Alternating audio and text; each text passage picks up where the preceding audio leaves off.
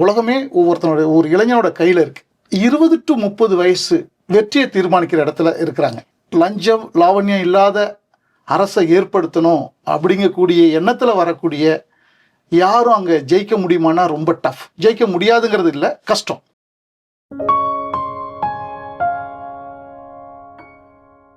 Hello, hi, வணக்கம், அஸ்லாம் வலைக்கும் அண்ட் வெல்கம் டு ஹைலைட்ஸ் என்னுடைய புதிய எபிசோடில். அண்ட் இந்த எபிசோடில் இன்றைக்கி பார்த்தீங்கன்னா நம்ம கூட ஆஸ் ஆல்வேஸ் ஆரம்பிக்கும் போது நான் சொல்லுவேன் ஆண்டர்ப்ரனர்ஸ், பிஸ்னஸ் மேன், அதுக்கப்புறமா upcoming business people, politicians, celebrities, talents அப்படின்னு சொல்லிட்டு எல்லாருமே நம்ம கூட நம்மளுடைய ஹைலைட் ஷோவில் வரதுண்டு.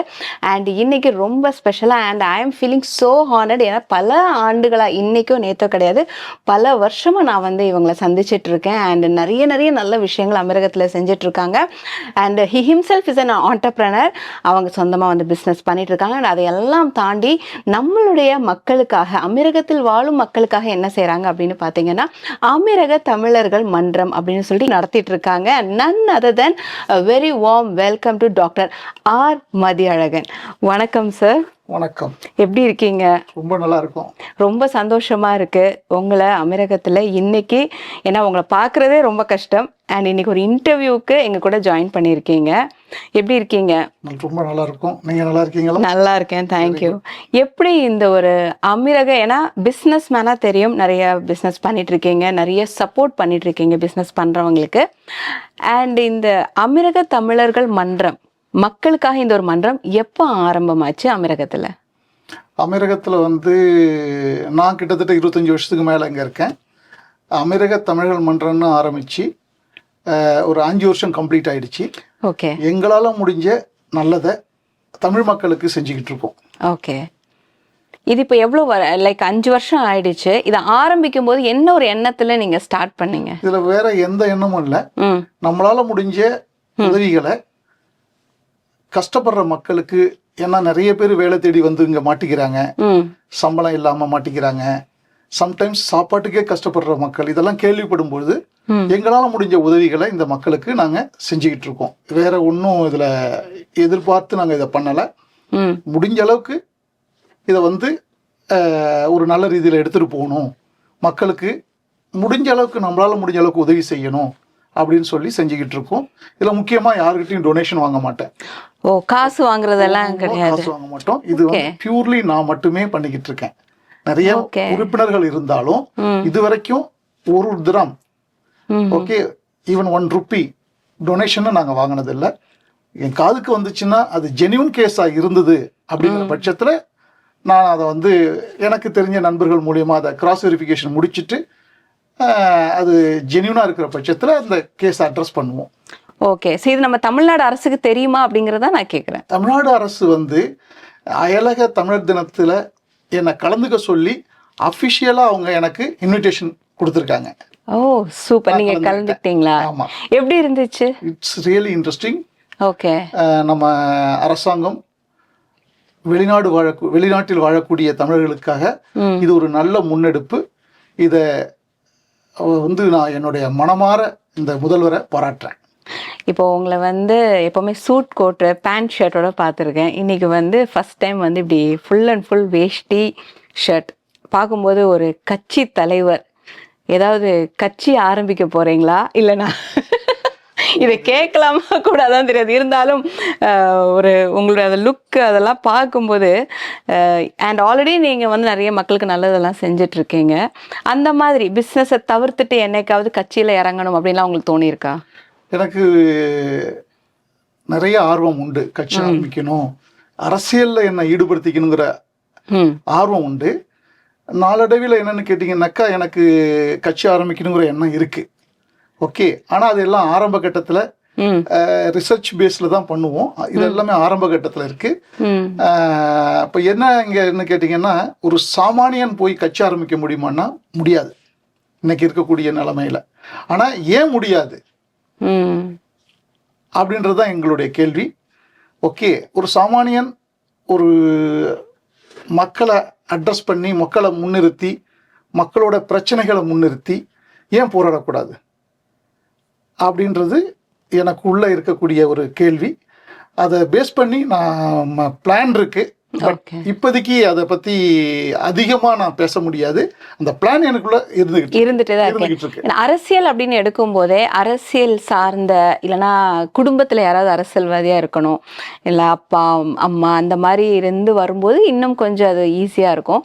உங்க குடும்பத்துல யாராவது இந்த ஒரு அரசியல் விருப்பம் உங்களுக்கு வர காரணமும், இல்ல உங்க குடும்பத்துல யாராவது இருக்கிறதுனால நானும் அரசியல்ல எனக்கு இறங்கணும்னு ஆசை இருக்கு அப்படின்னு நினைக்கிறீங்களா? இப்போ குடும்பத்துல அப்படின்னு பார்த்தா ஒரு சின்ன லெவல்ல எங்க அப்பா எல்லாம் அரசியல் இருந்திருக்காங்க. பட் அவங்களால ஒரு பெரிய லெவல்ல வர முடியல.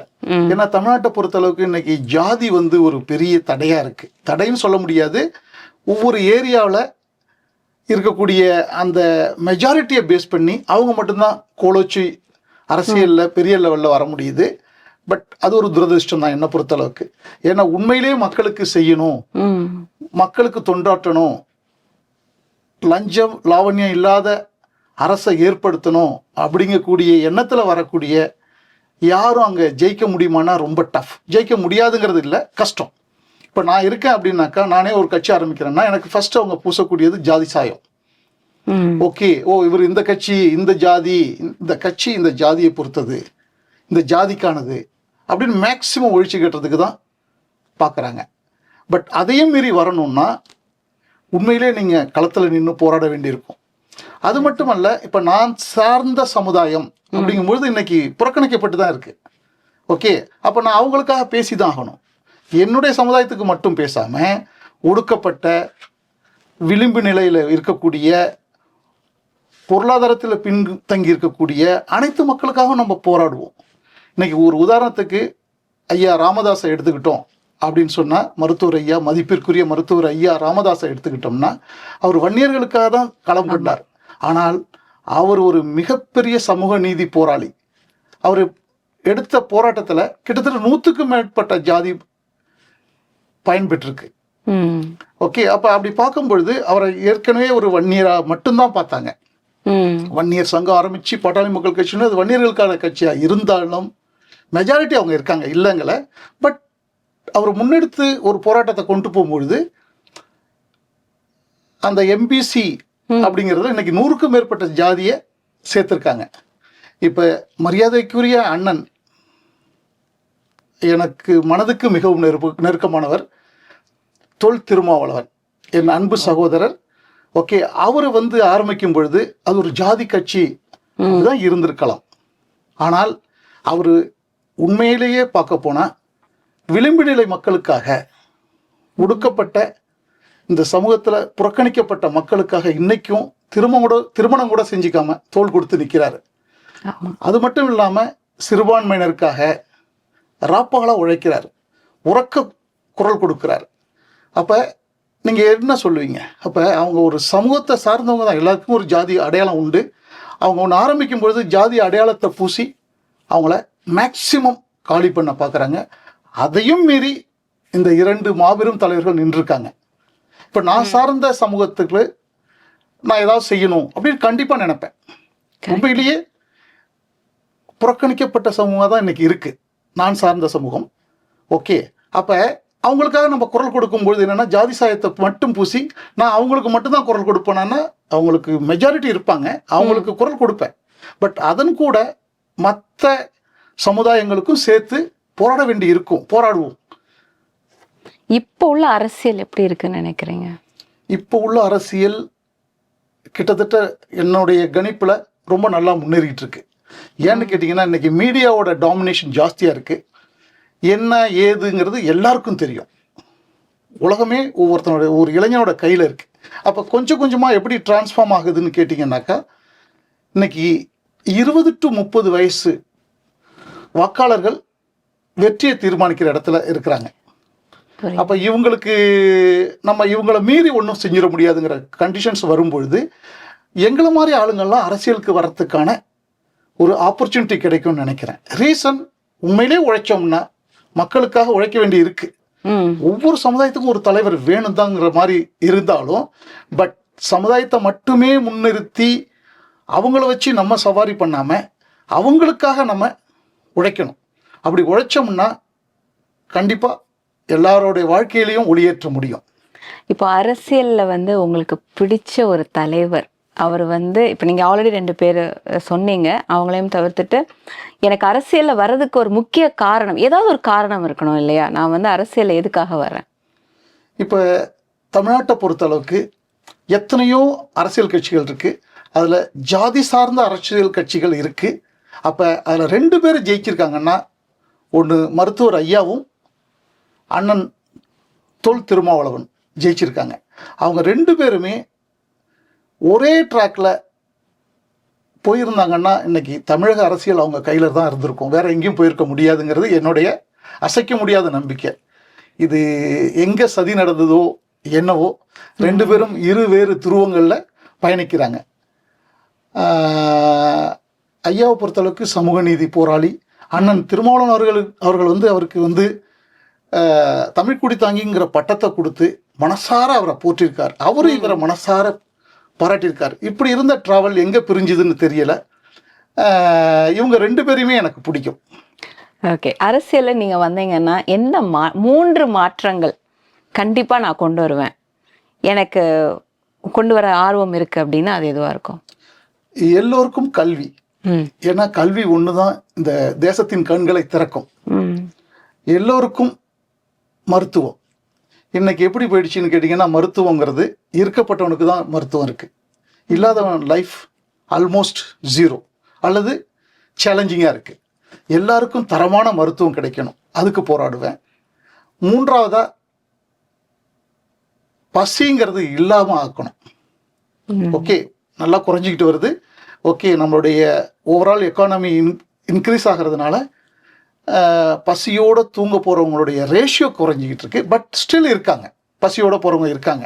ஏன்னா இந்த 3 விஷயம், பசி, சுகாதாரம், கல்வி, இந்த 3த்துல நான் கான்சன்ட்ரேட் பண்ணுவேன். எந்த அரசியல் தலைவர்கள், எத்தனை அரசியல் தலைவர்களை நீங்கள் வந்து சந்திச்சிருப்பீங்க நேரில்? கிட்டத்தட்ட தமிழ்நாட்டில் இருக்கக்கூடிய மூத்த அரசியல்வாதிகள், பவரில் உள்ள அரசியல்வாதிகள், ஆளுமைகள் எல்லாரையுமே நான் சந்திச்சிருக்கேன். எல்லாருங்கிறது மெஜாரிட்டியாக நான் நிறைய பேரை சந்திச்சிருக்கேன். நான் அவங்கள்ட்ட நிறைய விஷயங்கள் கற்றுருக்கேன். அப்போ கற்றுக்கும் பொழுது அந்த இடத்துக்கு அவங்க வரத்துக்கு காரணம் இறைவனோட அருள் இருக்கணும், உண்மையான மக்கள் பற்று இருக்கணும். இல்லைன்னா அவங்க அந்த இடத்துக்கு வந்திருக்க முடியாதுங்கிறத நான் ஸ்ட்ராங்காக நம்புகிறேன்.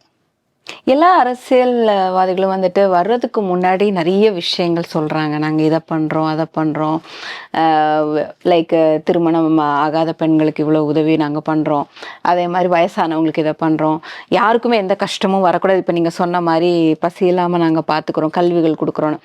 ஆனால் நீங்கள் நினைக்கிறீங்களா எல்லாருமே அதை வந்து அந்த பதவி வந்ததுக்கு அப்புறமா, இல்லை அந்த பதவி ஏற்றதுக்கு அப்புறமா அதை வந்து அவங்க கடைப்பிடிக்கிறாங்கன்னு நினைக்கிறீங்களா, இல்லை அதுக்கு அட்லீஸ்ட் அவங்க ட்ரை பண்ணுறாங்கன்னு நினைக்கிறீங்களா? பதவி ஏற்ற பிறகு மெஜாரிட்டி ஆஃப் த பீப்புள் இதை செய்யறதே இல்லை, மாறிடுறாங்க. அதுக்கு என்ன காரணம்னு தெரியல.